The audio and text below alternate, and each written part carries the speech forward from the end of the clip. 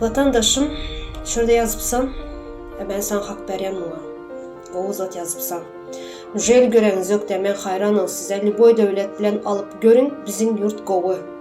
Doğru. Bizim güzel bir ülkemiz var. Bay ülkemiz var. Bay topraklarımız var. Yerin altı, yerin üstü bay. Yöne belki bizler görüp bilemiz yok. Görüp bilmemiz için sen bizlere aydıp ber. Nəməsi qovu yurtumuzun, nəm üçün yurtumuz qovub olsa, şunun yalı vay dövlətimiz olsa, nəm üçün xalq qalan yox yurtda, nəm üçün qaçıb gidiyələr, neçə yıllar çağlarını daşlar yurtlarda yürüyen eneler, nəm üçün. Geçen Antalya'da forumda Arkadalı Serdarımız aydıp geçti. Bizim vay dövlətimiz vardı, 4. yerde duruyordu.